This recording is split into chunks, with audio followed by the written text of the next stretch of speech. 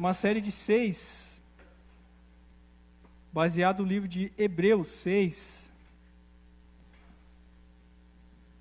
Interessante o número 6, né, irmão? Sabe que o número 6 na Bíblia, ele tem uma conotação de imperfeição, do estado do homem caído. O número 6 na Bíblia significa isso, o homem caído, a pessoa caída, faz referência até ao diabo, né, Satanás. Isso está lá em Apocalipse, por exemplo. Vamos ver Apocalipse, o que eu anotei aqui. Apocalipse 13:18 e Daniel 3:1. Fala sobre esse estado do homem caído.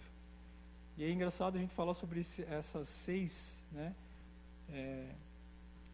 Vamos falar assim, 6 estudos, que vamos falar aqui um pouco. Porque é justamente isso que estava acontecendo. Pra você entender o contexto um pouco, esse livro de Hebreus, ele tem muitas pessoas falando quem que escreveu, quem deixou de escrever, mas na verdade ninguém sabe quem escreveu. Tem muitos biblicistas, né, que é aquele que estuda a Bíblia, aquele que é o cara que está ali estudando, o historiador, biblicista. Então tem algumas referências que falam que, por exemplo, Martinho Lutero diz que foi o Apolo, né, um dos discípulos ali de Paulo, Apolo. Isso é um pensamento do Martinho Lutero. Tem outros que falam que, por exemplo, Tertuliano, lá de Alexandria, ele fala que foi escrito por Barnabé. E aí vai. Aí você tem, por exemplo, William Ramsay. Quem foi esse cara aí? Esse cara foi um cara muito importante. Você que estudou química, você que é o cara da química, aí sabe que esse cara aí, ele foi o que inventou os gases nobres. Ele era um grande historiador. Também diz que foi alguém. Ele fala que foi Filipe, por exemplo. E aí tem um grande teólogo, que é o Adolf Harnack, né, alemão. Ele vai dizer que foi Priscila. Então muita gente diz quem escreveu, né? Mas na verdade ninguém chegou a conclusão nenhuma. Uns falam até que foi Lucas que escreveu. Não, tem uns comentários de Lucas. Ou pode ser que Paulo ele transcreveu do hebraico e Lucas foi lá e passou para o grego. Mas não tem um autor definitivo, né? Entendeu? Eu pessoalmente acho que foi Paulo. Pessoalmente, ele tem Paulo e Lucas na jogada ali, pessoalmente falando. Mas a gente não pode afirmar nada do que não está na palavra, né? A palavra diz que você não pode acrescentar nem diminuir. Então, vamos ficar com o que os historiadores, né, os estudiosos falaram. Ninguém sabe. Resumindo a história. Meu irmão, e esse contexto aqui é interessante, porque o autor, o que ele está querendo transmitir, falar para essa galera aí de Hebreus? Na verdade, ele está falando para um povo judeu, né? Ele está transferindo essa mensagem para o povo judeu. Mas aqueles judeus que começaram a professar ou professavam a fé em Cristo. E por eles professar a fé em Cristo, então, a mente, a mentalidade deveria ser outra, as atitudes deveriam ser outras. Mas esse povo, ele então, que professava Cristo, eles não deixaram, né, as velhas práticas. Então esse povo aqui, ele continuava praticando as mesmas coisas que Moisés tinha instituído, por exemplo. Então era aquele povo que, quem sabe você vai conhecer alguém, né, ou você pode também, eu estou assim, eu já saí desse lugar, que confessa Cristo, sabe? Você teve aquela experiência maravilhosa com Cristo, você, nossa, Jesus, primeiro amor, glória a Deus. E aí na caminhada você começa a voltar a fazer as velhas práticas. Volta do lugar onde você foi tirado. Até o texto fala para frente, volta a crucificar Cristo. Volta a crucificar Cristo. Então era um povo, um pessoal, vamos falar assim, que confessava, professava Jesus Cristo, mas não abandonava as velhas práticas. Religiosamente falando. Tem umas coisas curiosas lá dos judeus, que, por exemplo, eles gostavam, e ainda tem uns que fazem até hoje, sobre a questão dos pecados, né? E na cabeça deles ainda, por mais que Jesus veio, né, ali tem uma grande quantidade, quase que todos acreditam que o Messias ainda não veio, né? Lá. Eles acreditam muito nisso em Israel ainda. Mas para aqueles que estão aí em cima do muro, sabe, aqueles que confessam, professam, mas não se decidiram,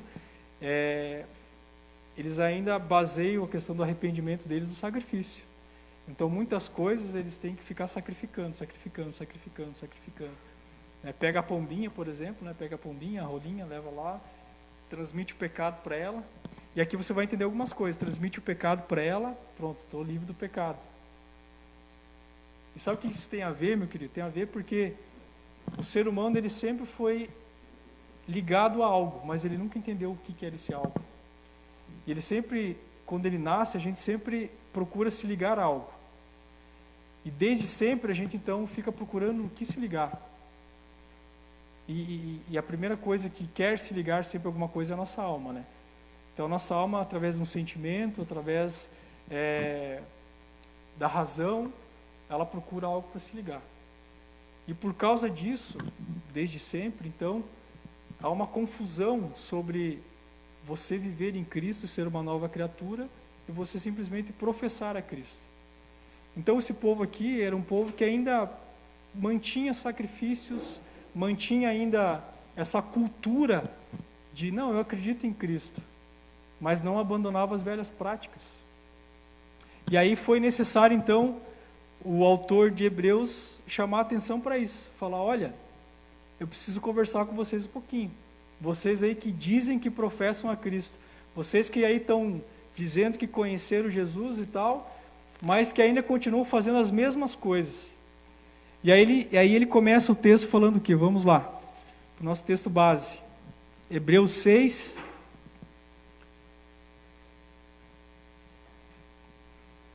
E ele fala assim: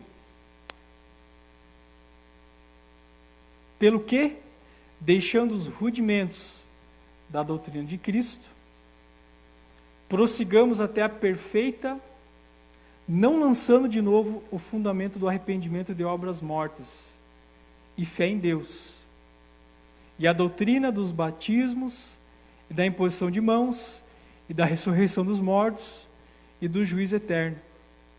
Na verdade, tudo isso aqui que ele está falando, ele está referenciando aquelas velhas práticas, e a gente vai comentar, vai ter alguns amigos aqui, pastores, pastoras, falando um pouco de cada uma delas, sobre as velhas práticas. Como eu falava daquelas pessoas que conheceram a Cristo, mas não tiveram uma revelação de quem Ele era. Porque você pode conhecer Cristo, você pode até falar dele, você pode até fazer uma publicação no Instagram, no Face, sobre um versículo bíblico. Você pode achar muito bonito isso, mas se não tiver uma mudança, de nada disso adianta. É só daqui, é só exterior. E o que isso tem a ver com os nossos dias de hoje e por que é importante a gente falar sobre isso? Por exemplo, na Suécia, 90% de quem nasce na Suécia se constitui cristão. Mas aí tem um outro dado que diz que 90% também, depois que cresce, vira ateu. Então, na verdade, nunca conheceram a Cristo. Por quê? Porque eles nasceram num ambiente onde isso lhe foi proposto sem a experiência. E aqui nós, no Brasil, a gente tem uma cultura onde foi nos transmitido muitas coisas.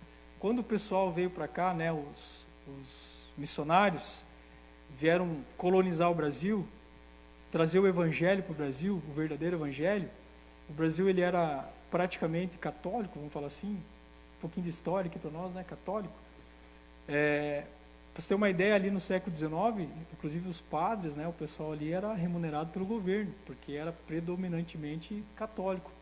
Aí depois vieram os missionários, batistas, metodistas, aí veio presbiteriano, veio essa turma toda aí, que fundamentou o evangelho aqui, os missionários, e começou-se a abrir o Estado laico, Olha, o Brasil não tem só uma crença, tem várias crenças, O Estado laico não tem uma religião definida. Mas com isso veio uma transmissão de crença, uma transmissão de teoria, uma transmissão de correntes teológicas, uma transmissão de fundamentos, uma transmissão de pensamentos. Sabe por quê, querido? Se você entender a Bíblia, que muita coisa da Bíblia que foi escrita aqui, foi escrita numa língua grega, que era de um tempo de filosofia, de um tempo de pensamento, a era da reflexão, de olhar para dentro de si, refletir, Como é que é aquela velha frase lá que diz... esqueci, mas enfim. Aquela frase lá que você falou, você pensou aí agora. Né? Como é que é? Penso, logo existo. Essa aí que eu vou falar. Não, penso, opa, logo existo. Entendeu? Essa velha frase aí. Então, esses conceitos, eles foram plantados dentro de nós. Entendeu? E o que isso pode provocar numa crença em Cristo? Muita coisa. Porque aqui, por exemplo, o povo de Hebreu, que é o que nós estamos comentando aqui, os judeus, esse povo que professava Cristo, eles então, opa, tem um Cristo que ressuscitou, certo? Os apóstolos, né, foram lá, apóstolo Paulo, foram lá, fundamentaram o Evangelho, né, levantaram igrejas, isso, aquilo, ok. Mas o povo não largava das velhas práticas. Insistia em, Jesus morreu, ressuscitou e tal. Sabe aquele negócio assim, eu não sou contra a campanha, né?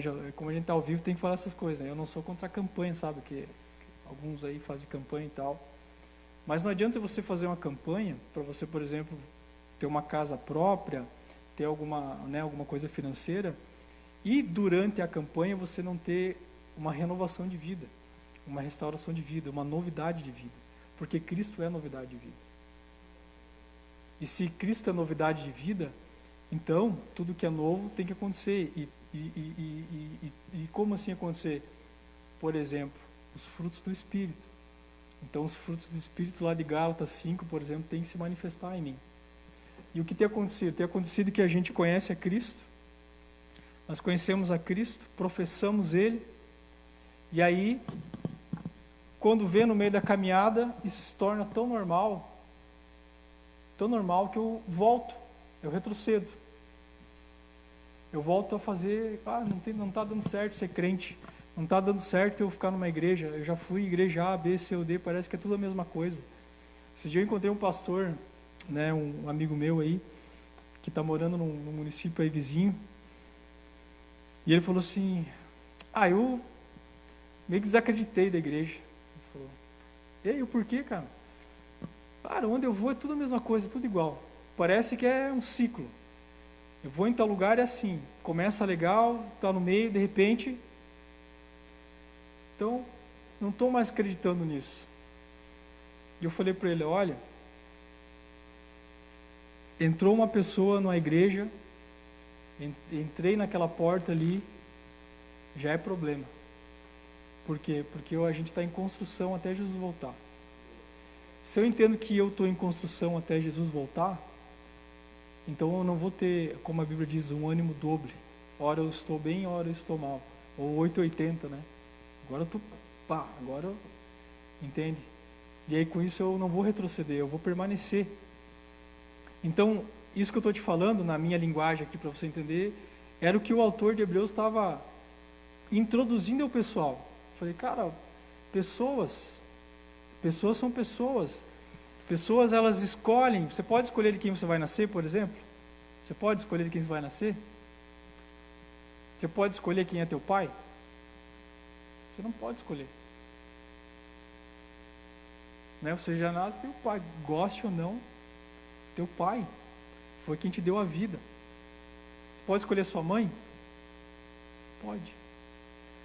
É por isso que há uma dificuldade, né, nesse entendimento. Porque uma primeira área de quando eu me encontro com Jesus, a primeira área que é tocada quando eu me encontro com Jesus, é a área de quem eu sou filho e quem é meu pai, a área da paternidade. Porque a área da paternidade, ela é muito importante. E por que eu estou te falando isso aí? Porque lá, por exemplo, os judeus, eles não entendem isso. Você falar lá para eles assim, no meio de uma conversa, que Jesus é pai, eles ficam escandalizados. Eles acham um absurdo você chamar Deus de pai. Você ter essa, sabe, você ter esse relacionamento profundo de dizer, Deus é meu pai. Para eles é um absurdo, por quê? Porque Deus para eles foi Javé, foi alguém, né? Foi um profeta, mas não pai. que a primeira coisa que o pai faz é ensinar, é doutrinar, é trazer a um lugar, é dar um destino. A paternidade nos dá um destino. Então essa dificuldade, e aí o povo acabava fazendo o quê? O povo acabava confessando, professando, né? Mas voltava, retrocedia toda hora. Voltava para o status zero. Você já conheceu alguém que está anos numa igreja, anos num lugar, daí de repente do nada volta e acaba não crendo mais em Cristo? Eu conheço, você conhece? E por que isso? Porque não entende essa primeira área que precisa ser tratada. Então, irmãos, quando a gente fala aqui de obras, ele está falando simplesmente de atitudes, de ações que não trazem vida, que não geram vida. De atitude de ações que são externas, de atitudes e ações que são temporais, que não transformam de dentro para fora, mas que é por aparência, e por ser aparência não leva a lugar nenhum, não transforma nada. E nós vivemos numa geração assim até, infelizmente, uma geração que não espera o processo do Senhor acontecer, ela quer antecipar os processos, ela quer apresentar obras, quer fazer, eu acho que se eu fazer isso, é por isso, por exemplo, tu vai lá no Nordeste, né, até hoje eles fazem muita penitência para não fazer uma promessa para o Padinho, Padicício lá, porque, né, eu vou subir aquela escadaria lá, e eu posso falar isso aí com propriedade, porque antes de me converter, né, a minha família era espírita, alguns sabem, já contei essa história para alguns, e nós vivíamos no espiritismo de tal forma, onde a gente fazia tudo isso, acendia a vela, ia lá na basílica lá da Aparecida lá, ia lá no tudo que você imaginar. Nós tinha um comércio maior que essa igreja aqui, ó, de coisas, né, dessa área. Nós vendíamos aquelas imagens enormes, então eu falo com propriedade para você. Porque nós achávamos que por professar a Cristo, porque a gente professava a Cristo, a gente nunca deixou de crer em Cristo. Agora as atitudes eram religiosas, eram externas. A religião, às vezes, porque religião, o termo original é religar, ou seja, religar a alguma coisa, religar a algo. Mas esse religamento, essa religação, tinha a ver com algo externo, não interno. Então, nos primeiros anos de conversão, não permanecia, sabe? Ia, caía, ia, voltava, pecava. E é isso que tem acontecido ainda. Essa falta de firmamento, essa falta de fundamento. E aí, ele vai falar o seguinte aqui, ele vai falar que vocês têm que parar de ficar em cima das obras que já foram, é sombra. Sai desse lugar e fica no lugar da graça, fica no lugar de Cristo, entende que Cristo ele morreu, ele ressuscitou. Então veja comigo, vamos lá em Lucas 24.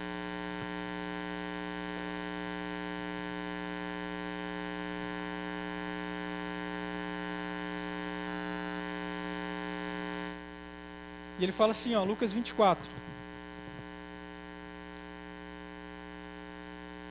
Fica para frente aqui para não falar todo isso.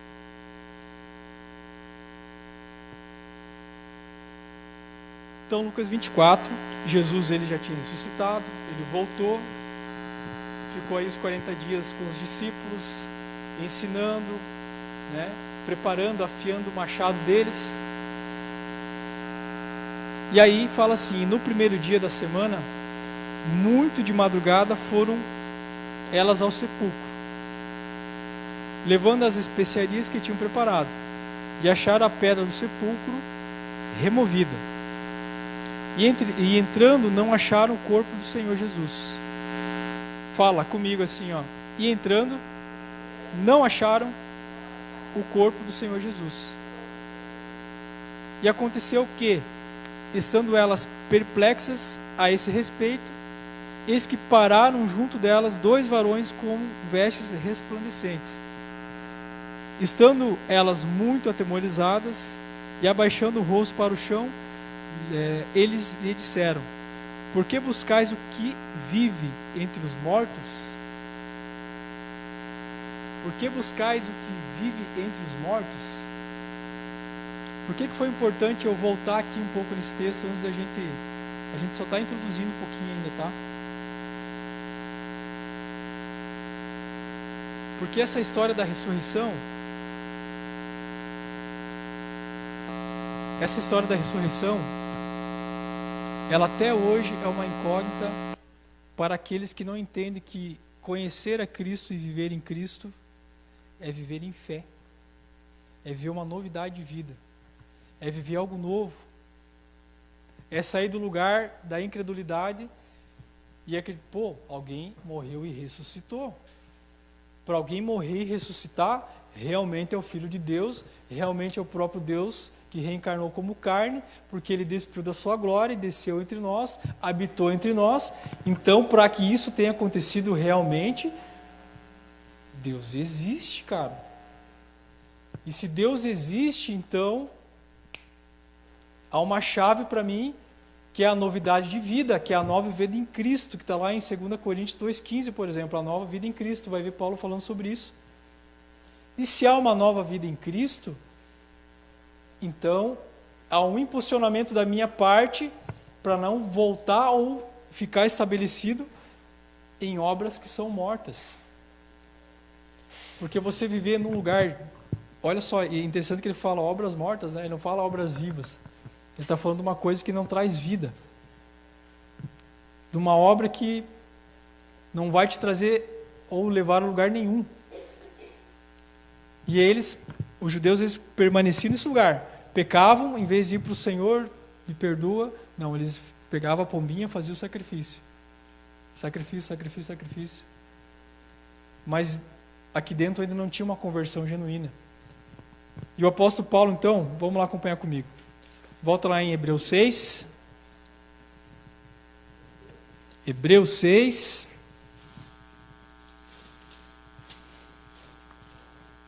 Aliás, Hebreus 9 agora. Um pouquinho para frente. No capítulo 9, versículo 18.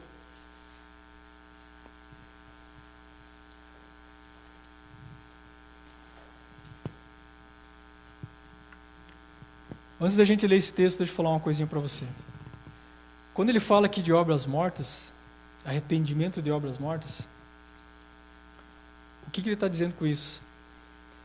Quando João Batista ele vem e ele começa a anunciar, né? Jesus Cristo, olha, vem aí o Salvador, vem aí o Salvador do mundo. Aquele que eu não sou digno nem de calçar sandálias, mas vai vir ele. Se arrependo, se arrependo. Né? João Batista fala, se arrependo, é chegado o reino. Esse arrependimento que João Batista está falando é um arrependimento de obras, de atitudes. Não é um arrependimento de conversão. É um arrependimento que fala assim, olha, se você continuar fazendo isso aí, pecando, você vai queimar no inferno. Aí você vai queimar no mármore do inferno. Era esse arrependimento que João Batista estava falando. Porque o arrependimento, para você entender, esse termo, você tem que lembrar que tudo que está aqui era grego e foi convertido na nossa linguagem. Então, como foi convertido na nossa linguagem, algumas traduções ou alguns textos para ficar dentro de contexto, né, segue uma linha. Você não vai falar assim, neste dia por exemplo, neste dia comimos, né? Vai falar, neste dia nós comemos. Você não vai comer a frase, você vai construir uma frase inteira para trazer um contexto. Então, quando se fala aqui de arrependimento, que daí é o arrependimento que Jesus, logo em seguida, depois que ele é batizado pelo próprio João Batista, para cumprir a própria lei, né? Ele vem e fala assim, arrependei-vos, porque é chegado o reino. Esse arrependimento de Jesus, ele tem a ver com mudança de mente, a metanoia. É esse arrependimento, não tem a ver com arrependimento de obra, que é o que João Batista estava proferindo. Então, quando Jesus ele vem assim, olha, arrepender, porque Jesus, né, ele fala a mesma coisa que João. Arrependei-vos porque é chegado o reino. Mas esse arrependei-vos de Jesus é diferente do arrependei-vos de João Batista. Porque o arrependei-vos de Jesus é, olha, é chegado o tempo de você mudar a sua mente. É chegado um tempo de você ter metanoia. É chegado o tempo de você mudar a tua mentalidade. É chegado o tempo de você ir além do intelecto. É chegado o tempo de você parar de olhar para a religião. Parar de olhar para aquilo que você pensa que salva. Aquilo que você pensa que está te salvando. Não, é um tempo de você entender que agora você precisa mudar a sua mente para um novo reino que está sendo estabelecido. É que nem quando você vai trabalhar num lugar novo, né? Né? Você não tem experiência nenhuma, você passa lá no teste, no exame, você vai trabalhar num lugar. Aí quando chega no lugar, você está esperando alguém te ensinar o que fazer. Né? Você fica ali esperando alguém te ensinar o que fazer. Né? O telefonista, olha, esse aqui é os ramals, aqui tem a lista dos ramals. Então, ramal 1 do chefe, ramal 2 setor tal, ramal 3 setor tal. Entendeu? Você vai moldando a sua mente para uma mensagem que é nova, para você dar um apontamento, para você então conseguir fazer aquilo que você foi chamado para fazer. Então Jesus ele vem e faz isso. Ele pega, fala assim: arrependei-vos, mude a sua mente, a sua mentalidade, porque aquilo que eu vou restabelecer em vocês, que é o reino, você precisa entender com os olhos espirituais. Porque se você entender com os olhos carnais, né, com os olhos da religião, com os olhos daquilo que sempre foi transferido para você, você não vai conseguir viver. Você não vai permanecer. Você vai ser incrédulo. E aí você vai voltar para as obras mortas. Então esse arrependei-vos tem a ver com isso, mentalidade, mudança de mente. Sair desse lugar, né, desse lugar da construção de atos. Não, pela atitude, né? Atitude, mas aí dentro é que nem o Nicodemos, né? Nicodemos, né, ele vai lá, ele chama Jesus. Sabe a história de Nicodemos, né? Todos conhecem, né? Para nós não voltar lá. Você que está em casa também conhece, né? A história de Nicodemos. É um grande estudioso, aquele cara da lei. E aí ele vai lá e chama Jesus na calada da noite. E ele fala assim: Senhor, sei que tu és rabi, que tu és mestre, né? Até reconhece essa autoridade. O cara conheceu a autoridade de Jesus. Mas o que eu preciso para entrar no reino de Deus? Olha, veja, é um cara que era cumpridor de toda a religião. Um cara que era bom, um cara que era dizimista, fiel, porque ser cumpridor da religião é um cara que seguiu os preceitos. Um dizimista fiel, ofertante, era zeloso pelas coisas do Senhor, né? Era um cara que Nicodemos, mas que não tinha nascido de novo. E aí chega, e aí o que eu preciso fazer? Jesus fala assim: você precisa nascer de novo. E aí quando a pessoa ela é tão boa, e ela é tão religiosa, e ela sabe tintim por tintim, vírgula por vírgula da lei, das coisas que ela precisa cumprir, porque assim, vamos lá, a gente sabe que a gente precisa cumprir. A gente sabe que a gente precisa cumprir. A gente sabe, ó, não vou mentir que não é legal, né? Não vou adulterar porque adulterar não é legal. Ah, não é pecado. Não, porque não é fazer isso mesmo, não é legal. Não vou fazer isso, não vou fazer aquilo. A gente sabe que nós precisamos cumprir. Mas aquela luta, né, da carne, do espírito. Então, quando eu ainda vivo nas coisas da lei, na atitude, sabe? Não estou sentindo Deus hoje, daí eu forço aquela oração, ou porque eu não construo o ambiente da adoração, mas aquele negócio assim para Jesus vir, né? Ou eu faço alguma coisa nesse sentido, é porque aqui dentro ainda não foi. Aqui dentro ainda não foi. Quando aqui dentro é construído, não importa o lugar, não importa o ambiente. Não importa o som, não importa nada. Porque você sabe que ele vem direto. Sabe? Aquela flechada direta no coração, assim. E aí não interessa mais nada. Eu cumpro por amor, eu não cumpro por obrigação. Eu não cumpro porque, agora, né, já sou crente, né? Não posso mentir agora mais. Não posso fazer isso, não posso fazer aquilo. Tem que manifestar os frutos do Espírito, de Gálatas, mansidão, domínio próprio, amor, paz, benignidade. Eu não forço para isso, isso tem que acontecer naturalmente, porque lembra que eu falei quando nós estávamos louvando? Quando você está nele, o que é nele está em você, então isso flui, de tal forma que vem. E eu já passei por esse lugar, e eu acredito que você já deve ter passado por esse lugar, e quem sabe você pode estar nesse lugar, de entender que o arrependimento era o arrependimento do pecado, com certeza, mas o arrependimento mental, porque a palavra fala assim, que com o coração você crê. Quando fala de coração na Bíblia, está falando sobre isso aqui, ó. Entendimento, psique. Mas com a boca você confessa. E é aquele texto que vai dizer assim, e a boca fala aquilo que o coração está cheio. Então, se o coração está cheio de algo ainda que precisa ser esvaziado, que não foi entregue, e eu ainda não fui liberto, ou eu ainda realmente não me converti de dentro para fora, então a minha psique e o meu coração têm vivido num tempo de engano.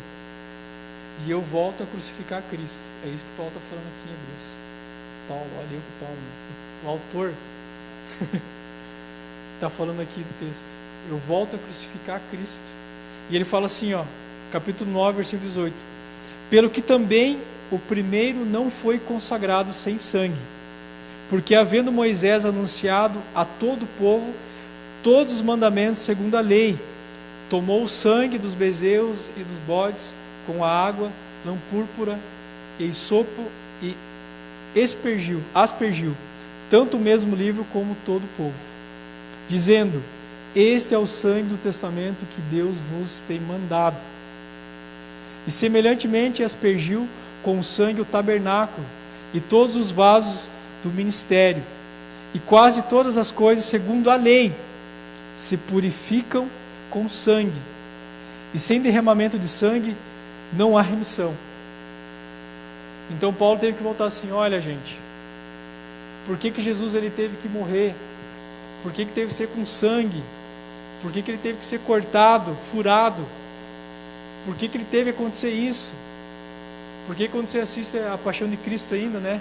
Aquele ator famoso lá, como é que é o nome do ator? Esse mesmo, aquele ator lá. Nem lembro o nome do ator, aquele Mel Gibson, esse mesmo. Que foi o diretor, né? Aquele do Mel Gibson que é mais, né, tenebroso. Você, dá aquela emoção, né, aquela emoçãozinha de, olha aí Jesus, né? Porque ele teve que cumprir uma lei. E aí o autor está falando assim: então veja, Jesus ele cumpriu a lei. Como? Derramando sangue. Por isso que ele teve que derramar o sangue. Porque ele teve que cumprir a lei. Agora que ele já cumpriu a lei, porque veja, para você andar na lei ali, você tinha que ser perfeito. E você consegue ser perfeito? Eu não consigo ser perfeito. Eu tenho muita imperfeição. Então, para você andar na lei, você tinha que estar, tinindo. E aí teve que vir Jesus para cumprir toda a boa lei, o único que cumpriu toda a lei. E aí, como cordeiro perfeito, foi sacrificado com sangue, e o sangue dele, então, nos redimiu. Missão redimir, nos libertou.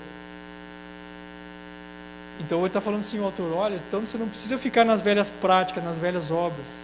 Sai das velhas obras, sai desse lugar de obras, de atitude. Não, quando eu tiver um cargo na igreja, ou tiver um cargo em algum ministério, aí sim. Por uma atitude de querer ser bom, de ser perfeito, ou estar apto ao sangue de Cristo, vamos falar assim. Ou quando isso acontecer, tem um amigo meu que ele fala assim: não, quando eu me sentir bem, assim, preparado, aí eu venho para Cristo. Ou quando eu me sentir bem, eu vou me batizar. Quando eu achar que você nunca vai se batizar, você nunca vai vir para Cristo. Porque Cristo não chamou perfeitos, Ele chamou imperfeitos. Por isso que nós estamos aqui. E a perfeição só com o corpo glorificado lá na vida eterna. Então, sabe, esse lugar de obras, fazer. Eu falei hoje, pastor, brincando, mas eu falei assim: não, eu não vou ser teológico, sabe? Falar da teologia aqui, dos gregos, da teologia aqui do povo hebreu, aqui, do judaísmo. Eu não quero contar isso para você. O que eu quero falar para você é que nesse lugar aqui ainda de obras, muitas pessoas ainda estão ali aprisionadas. Sabe, a igreja ou Cristo, quando você entra pelaquela porta ali, aqui da Missão Redime, pelo menos, você vem para um lugar onde nós vamos caminhar junto. Porque a Bíblia fala que é melhor serem dois do que um, porque se um cair, outro levanta. Então nós vamos caminhar junto nesse lugar. E nesse lugar nós temos o lugar da mesa também. Então, no lugar da mesa, que muitos têm experimentado, é onde nós vamos ser alinhados. E aí você só consegue ser alinhado com a palavra. Então, nós estamos nos alinhando. Agora, se você pensa que, né, agora passei aqui, entrei na igreja, vou fazer uma campanha ou não, estou com Cristo, tudo vai ser perfeito, tudo vai ser 100%, né? E aí quando eu estiver apto para tal coisa, é obras. E o Senhor não te chamou para andar em obras, Ele te chamou para andar no Espírito. Porque Ele fala lá em Romanos, né? Aquele que é guiado pelo Espírito, ele não sabe para onde ele vai, de onde que ele... Não, ele não sabe. Assim, aquele que é guiado pelo Espírito é como o vento. O vento você sente ele, né? Mas você sabe que alguém está impulsionando ele. Então, aquele que procura e escolhe andar no Senhor, então ele procura ser guiado pelo Senhor. E ser guiado pelo Senhor tem a ver com isso. Porque quando ele fala que arrependei-vos, então ele está falando de mente. Quando ele fala de mente, tem a ver com renúncia. Então tem a ver com eu ter que renunciar a muita coisa que eu acredito. Eu deixar de lado, sabe, aquelas coisas que eu cresci fundamentado, eu acredito, e aí eu conheço a Cristo, e aí eu tenho que ter essa mudança de mente. Mas eu tenho que ter obrigatoriamente? Claro que não. Porque a Bíblia também fala que não é, Zacarias não é por força, mas nem por violência também. É pelo meu Espírito. E se é pelo meu Espírito, e eu dou essa liberdade para o meu Espírito, então, frutos do Espírito. Frutos do Espírito, frutos do Espírito. Porque o arrependimento, meu querido, o arrependimento ele cria uma atmosfera para libertação. Então, quando eu saio do arrependimento de obras mortas e vou para um arrependimento então, de obras vivas, que é os frutos do Espírito, então uma atmosfera de libertação ela é criada. Porque eu ando num lugar de libertação, né? Se eu pecava aqui, eu não peco mais. Se eu fazia tal coisa que eu não faço mais, porque eu ando nesse lugar de mudança de mente diária, né? Todo dia, de glória em glória, de fé em fé, de glória em glória. Por isso que 2 Coríntios 7, 9 fala assim, ó: agora me alegro não porque fostes contristados, mas porque fostes contristados para o arrependimento, pois fostes contristados segundo Deus, ou seja, foi tocado por Deus, para que de nossa parte nenhum dano você sofra. Porque a tristeza, segundo Deus, produz arrependimento, para a salvação que a ninguém traz pesar, mas a tristeza do mundo produz a morte. Então ele fala que a tristeza do mundo, ela produz morte. Ela produz, né, se eu cometo um erro, alguma coisa, é um remorso. Mas a tristeza, segundo o Espírito, ele produz vida. A tristeza, segundo o Espírito, produz um arrependimento, produz uma metanoia, produz vida. Então ele está falando nesse contexto aqui, olha cara, obras mortas é um lugar que se você que se diz que professa Cristo, você já deveria ter saído há muito tempo. Por isso que a gente, quem sabe, se precisar, vai voltar a falar sobre isso. Mas ele vai falar lá para frente, tomara que eu não precise. Ele fala lá, ó, capítulo 10, versículo 19. O autor vai falar assim, ó, exortação a perseverar na fé. Tendo, pois, irmãos, ousadia para entrar no santuário, pelo sangue de Jesus. Daí tem aquela música do Fernandinho, né? Pelo novo e vivo caminho. É daqui que saiu aquela música lá.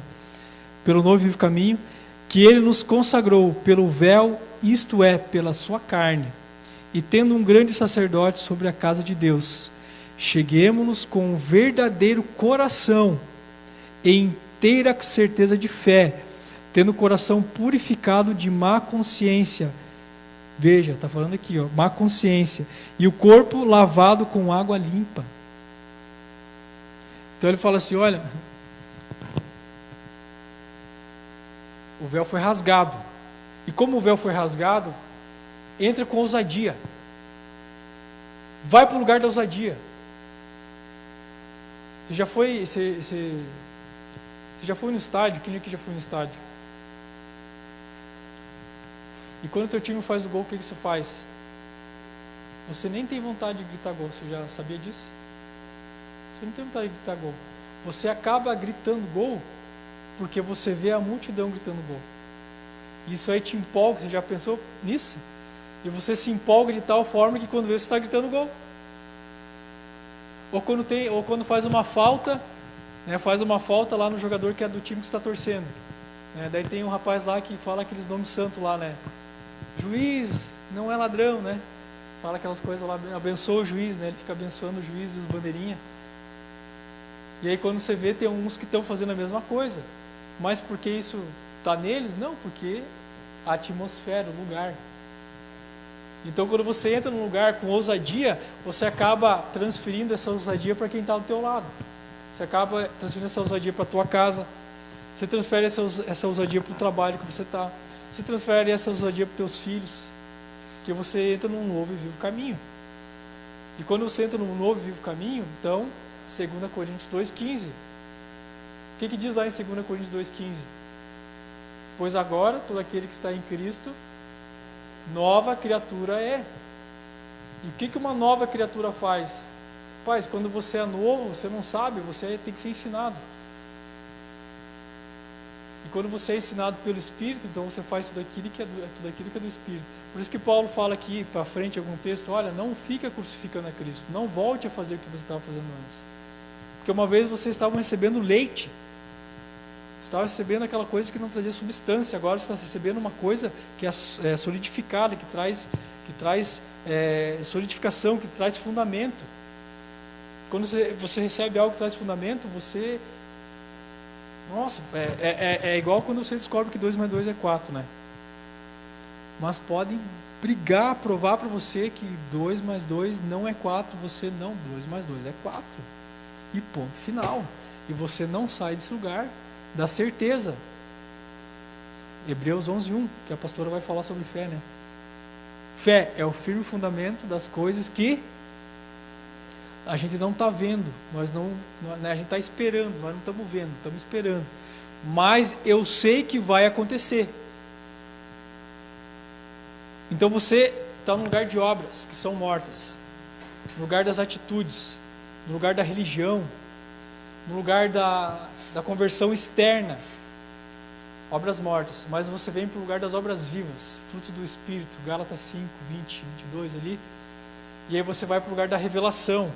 Você vai ao lugar do entendimento, você vai para o lugar da busca, da sede, você vai para o lugar onde teu fogo vai sempre aumentando, você não fica parado, você não depende de pessoas, você pode até ficar triste, sim, porque o apóstolo Paulo até vai falar, né, tem um texto que fala assim, que fica triste, mas solidificado, fica ali cabisbaixo, mas está forte. Então, você ficar triste não tem problema. Você às vezes ter o dia mal, não tem problema. Agora você não pode ficar nesse lugar. O problema acontecer não é problema. Mas você não pode ficar nesse lugar. Você tem que ficar no lugar da revelação. Você não pode ficar dependendo sempre de alguém assim, olha, ore, se alimente, estude, busque. Eu estou dando curso nas terças-feiras à noite, eu não sei até quando ainda. Para um lugar que é um cursinho aí e tal. Eu não vou falar, né, porque... não pedi permissão para eles, eu também falei que não ia ficar muito tempo, então para não... Mas enfim. E sabe que eu trabalho na área executiva ali, jurídica deles, a gente fica executando ali quem não termina o curso e quem não paga, né? Irmãos, você que está me ouvindo aí, 99% de pessoas que começam um curso não terminam. 99% de pessoas que começam alguma coisa no Brasil, Chapecó, Santa Catarina, aqui vão falar, não terminam. Você deve conhecer alguém que começou a faculdade e não terminou. Você deve conhecer alguém que começou algum curso e não terminou. Você deve conhecer alguém que começou um trabalho, falou 1000 coisas do trabalho top, cara, vou ganhar bem, tal, ficou uma semana, não era para mim aquele trabalho. Não sabe perseverar, não consegue. Na pandemia agora, a gente comentou uma vez divórcios acontecendo, coisas nesse sentido acontecendo, porque não sabem permanecer, perseverar. E João 15 fala, né? Permaneçam em mim. E se a minha palavra permanecer em vós, também tem isso. Então tem dois permanecer ali.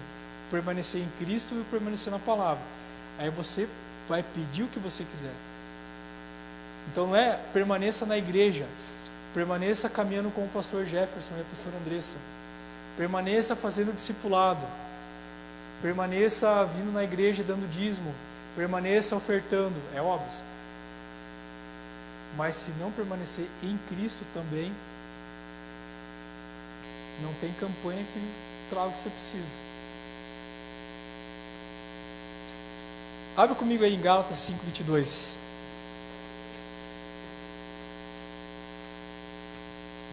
Que eu quis comentar só um pouquinho sobre esse negócio de obras.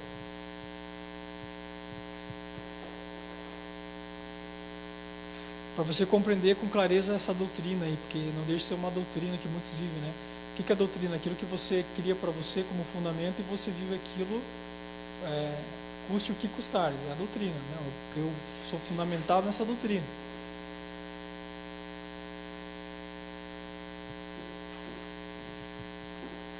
Quem achou aí Gálatas 5:22? E eu que pedi para abrir, não achei ainda. Eu estava falando aqui. Gálatas 5, de Efésios 22.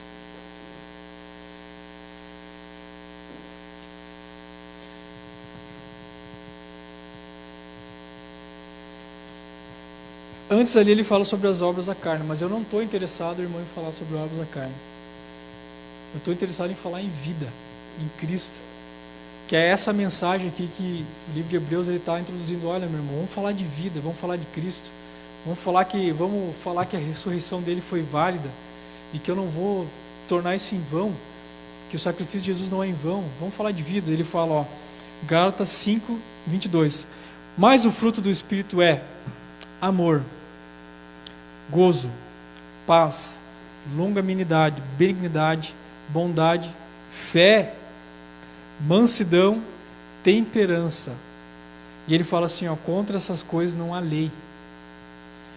E os que são de Cristo crucificaram a carne com as suas paixões e concupiscências.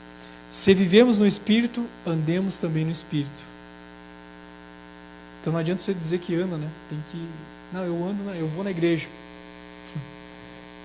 Não sejamos cobiçosos de vanglórias, irritando-nos uns aos outros, invejando-nos uns aos outros. Então aqui tem um segredo para você de aplicação. Se você estava num lugar ainda de querer mostrar para as pessoas um evangelho externo, aquela coisa de forçar em estar em Cristo, tem que, forçar em estar em Cristo, eu tenho que estar com os irmãos da igreja, eu tenho que estar com os irmãos crentes, porque ali eu me sinto bem, ali eu estou firme. Você está num lugar de obras ainda, você está vivendo, você não entendeu ainda o sacrifício da cruz, você não girou a chave do sacrifício da cruz, porque isso aqui tem que estar em mim e em você, O fruto do Espírito é amor. Veja, amor, tem 6 aqui que são atitudes, né? O amor, e tem a ver com a atitude minha para com os outros ainda. Fala assim, amor. Então se eu tenho dificuldade de amar, se eu tenho dificuldade de dispensar amor, se eu tenho dificuldade de receber amor, tem gente que tem dificuldade de ser servido, de servir. É um fruto do Espírito que precisa nascer dentro de mim e dentro de você. Se eu não consigo ter gozo, o que é ter gozo? É alegria. A Bíblia fala que a alegria do Senhor é a nossa. A alegria do Senhor é a nossa. É um negócio, né? Com o Senhor é tudo assim, tudo invertido, né? Então quando eu estou triste, que eu estou alegre, parece aquelas charadinhas, né? Por quê? Porque não é carne, irmão. É espírito. É daquilo que eu me alimento mais. Carne carnal, espírito espiritual. Paz. E a paz que excede todo entendimento, né? O Senhor fala. Liberar uma paz que excede todo entendimento. Jesus falou uma vez assim, vinde a mim todos vós que estáis cansados, sobrecarregados, oprimidos. Nossa, o cara está cansado, sobrecarregado, oprimido, o cara está destruído, está acabado. né? Que nem dormir um mês numa tábua. Já dormiu naqueles colchão duro? Você já comprou um colchão novo que você não está acostumado e você dorme assim? O vendedor fala assim, não, esse colchão tu vai ver. Vai consertar a tua coluna, vai não sei o quê. Aí passa uns 15 dias ali e você... Ruim. Aí passou aquele período você começa a ver que o negócio ficou bom. Já passou por isso? E ele fala assim... ó, vinde a mim todos vós estás cansados, sobrecarregados, oprimidos, e eu vos aliviarei. Só que continua o texto, fala assim, ó, eu vos aliviarei, André, e eu ainda trarei descanso para a vossa alma. Descanso para a vossa mente. Então, quando você está em Cristo, andando por obras vivas e não mortas, você encontra um lugar de paz no meio da guerra. Igual Davi, né? Davi tem vários salmos que ele tá lá, né, deitado na rede lá, abanando ele lá, e as flechadas passando aqui na rede. Em paz me deito, né? Faz não sei o quê. 1000 cairão ao meu lado, 10.000 à minha direita, está em paz. Mas eu não vou ser atingido. Já vivenciou isso aí? Você está quebrado financeiramente, você está vivendo um monte de problemas, você está ali arrebentado e de repente você está com paz, com alegria. Mas quem que promove isso? Mas o fruto do Espírito é. Ele fala assim, longanimidade. Eu tenho falar uma amiga, não sei se ela está assistindo agora. Quase na hora, né? Olha, me fala aí, irmão, senão eu vou indo. Né? E ela fala, ela tem medo de morrer, sabe? Ela é esse negócio assim pra morte, nunca vi, sabe? Preocupada com esse negócio aí. Você conhece alguém assim? Tem medo de morrer?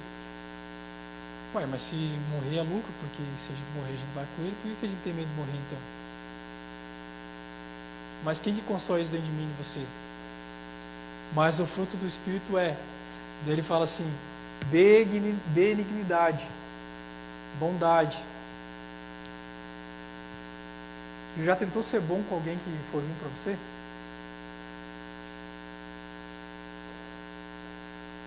Aquela pessoa que te prejudicou, te fez mal, pisou no calo, te deu a rasteira, quebrou tuas pernas, e você deu um abraço, amou ela, cuidou dela. Já fez isso? Mas você fez isso assim e depois, não, porque aquela vez lá quando o fulano se quebrou lá, eu que cuidei dele. Foi quando já fez isso também? Olha que você é lugar da obra, hein? Porque o lugar da manifestação do Espírito é que nem Jesus, né? Judas, beijo aqui, Judas. Abraço, vem cá, Judas. Meu menino. Cuida da oferta aí, Judas. Pedro, não era para cortar a orelha do cara. Cola a orelha do cara. Não. João, cuida aí, ó. Eis a tua mãe, eis o teu filho, cuida aí. E quem são essas pessoas? Pessoas que negaram Jesus, que traíram. Pessoas que quando Jesus ele foi, né, foi crucificado, Jesus morreu, vamos voltar a pescar, né? Voltaram a pescar, voltaram para o mesmo lugar de onde tinham sido tirado. E Jesus vai lá, né, que é o texto que a gente leu ali em Lucas 24. Não, cara, olha, meu irmão, é assim, ó, vai lá, faz obras maiores que eu fiz ainda, ó, faz obras maiores que eu fiz ainda, tá? Não é para você fazer o que eu fiz, é para você fazer obras maiores que eu fiz, porque esse que é o texto, né? Que nós iríamos fazer obras maiores que ele fez. E para a gente finalizar, mansidão e temperança. Rapaz, ser como Moisés, né? Moisés que era brutão, matou até o cara lá e depois se tornou o cara mais manso da vida, né? Mas como que vem isso, irmão? Exercício no espiritual, exercício na oração, exercício na comunhão. O próprio livro de Hebreus fala que a gente tem que congregar. Por que a gente tem que congregar? Porque a gente só consegue exercitar essas coisas aqui, ó, com pessoas que a gente não conhece ou com as pessoas que a gente conhece. A mansidão, o domínio próprio, o amor, a benignidade. Isso é estar em obras vivas, é não permanecer em obras mortas.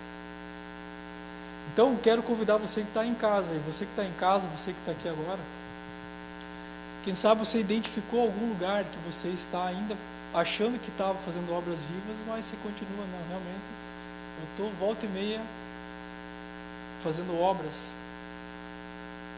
porque eu fui para uma religião, porque eu fui para um lugar, porque, sei lá, vim parar numa igreja, falar de Cristo, confessei Ele, proferi Ele, mas não girou a chave ainda. Esses frutos do Espírito não estão construídos em mim ainda, eu preciso construir eles. Então, se você está nesse lugar aí, se coloca de pé. Você que está em casa aí também, se coloca de pé. Porque é tudo no Espírito, irmão. A gente só consegue girar e ligar essa chave no Espírito.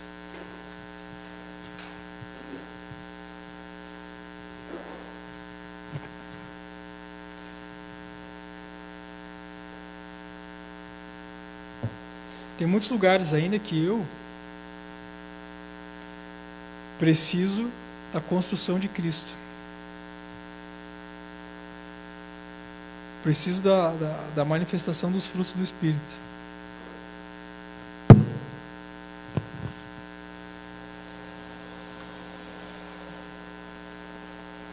Nossa, quando o cara está fazendo louvor, né? Tem coisa do louvor, vem aqui, abençoado, né? Que a gente está naquela fase da igreja, você que está aí, você que está aqui também, que o Senhor vai te posicionar em nome de Jesus, né? Que você chuta o escanteio e cabeceia. Vai lá, chuta o escanteio, vai lá, cabeceia e volta. Né, pastorzão? Né, pastor? Mas amém por isso, né?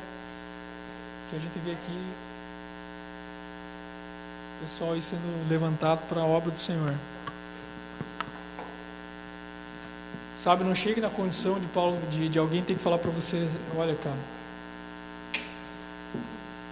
10:39, nós, porém, não somos daqueles que se retiraram para a perdição, mas somos daqueles que creem para a conservação da alma.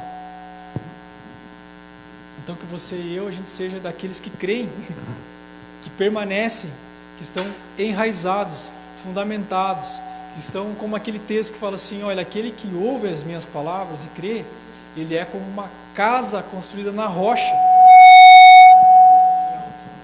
Um pouquinho para cá. Porque aquele que está construído na rocha, vem o vento, vem o abalo, vem um monte de coisa, mas ele permanece inabalável. Aquele que é construído na rocha, aquele que persevera, aquele que se conserva na fé. Ele não é levado por qualquer evento de doutrina, por qualquer blá blá blá, sabe, irmão? A gente vê as pessoas aí fora tentando muita coisa diferente, tentando coach, tentando um monte de coisa aí, mas o que precisa simplesmente é palavra. Sabe? Palavra. Se você ler a palavra, se você buscar a palavra, está tudo aqui, está tudo revelado já, né? Tem um texto de Deuteronômio 29 que fala assim, que há coisas que foram reveladas para mim e para você. Agora tem coisas ocultas que não. Então aquilo que é necessário já foi revelado. Aquilo que foi necessário para você permanecer aqui nessa terra, na sua casa, para manifestar os frutos do Espírito, já foi liberado. O ensino já foi liberado. Por isso que ele fala assim, olha, os frutos do Espírito são esses. Então aqui ele dá tipo uma ideia assim, olha, quer ver como é que você está?